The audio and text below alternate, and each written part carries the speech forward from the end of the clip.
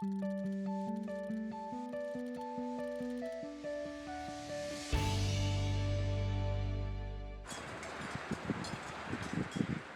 us back to that day for you, and now it's 10 years ago.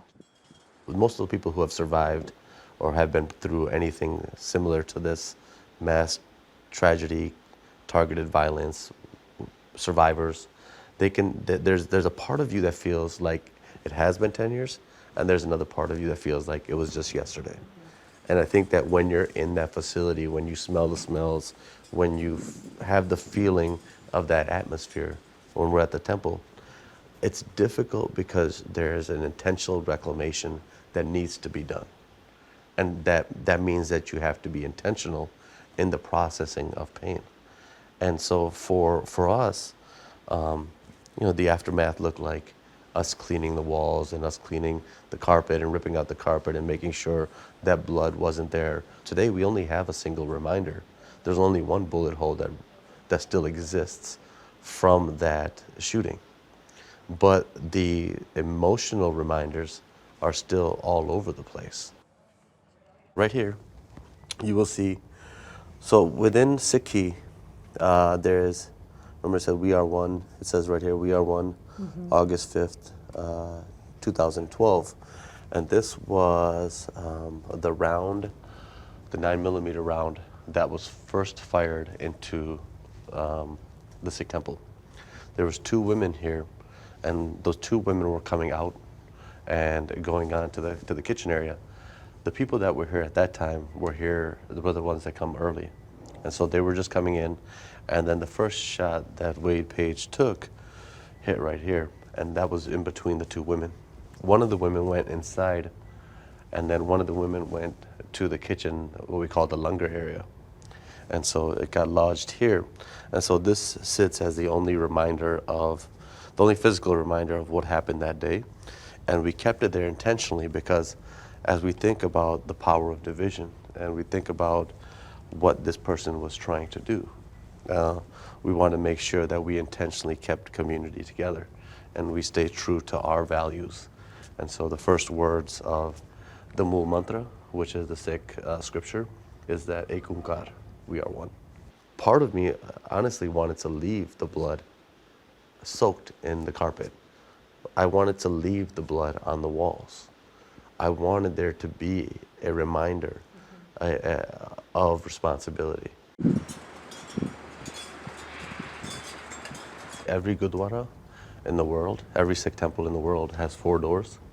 And so the 4 doors, one to the east, the south, the north, and the west. What does that signify? That signifies that we're a faith that is open and inclusive and loving of all faiths, of all people.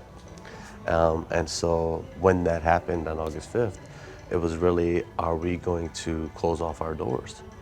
And we said, no, we're not going to close off our doors. We're going to remain open, but we just have to remain open with security protocol in place, but making sure that, we try to keep it the same way where, we're hosting, we're there for community, and I think since then, we've actually gone out into the community. So Surjit Singh has gone out into the community and done services at other places.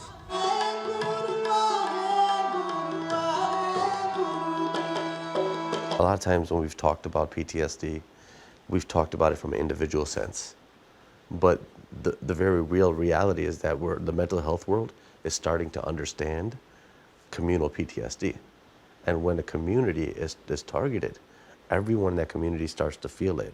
So I saw within the days after of this extreme hypervigilance of people kind of making sure that everything was okay, of tentatively coming back to their place of worship and trying to reclaim it, but yet still, there was an uneasiness.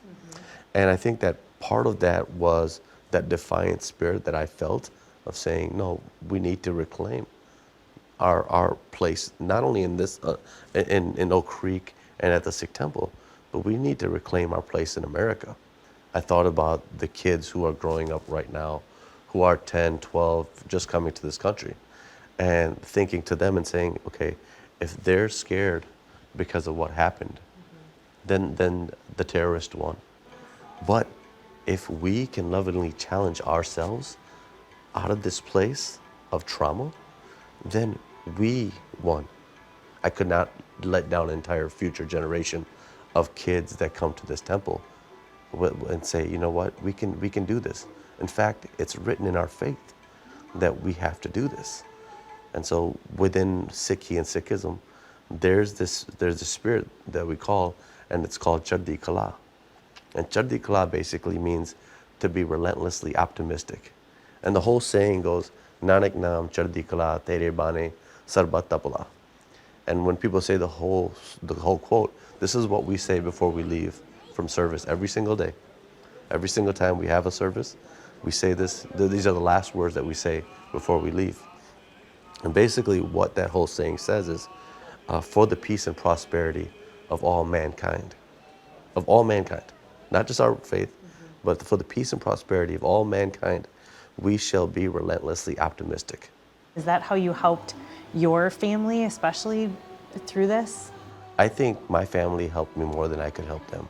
There's a certain strength and resilience in youth. Thinking back to that time, there was a lot of nights that I slept next to their bed.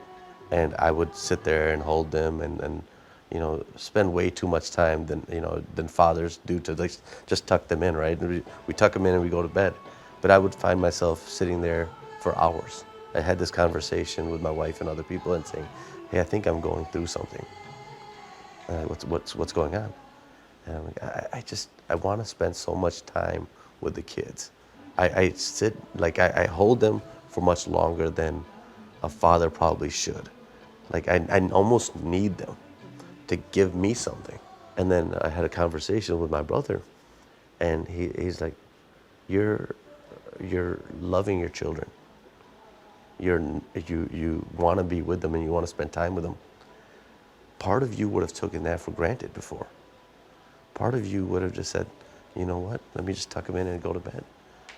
And now he's like, I don't think you're going through post-traumatic stress. I think you're going through post-traumatic growth. And you're becoming a better father and a better husband and a better community person. And so in a way, all of this that's happened has helped me be a better person, be a better man.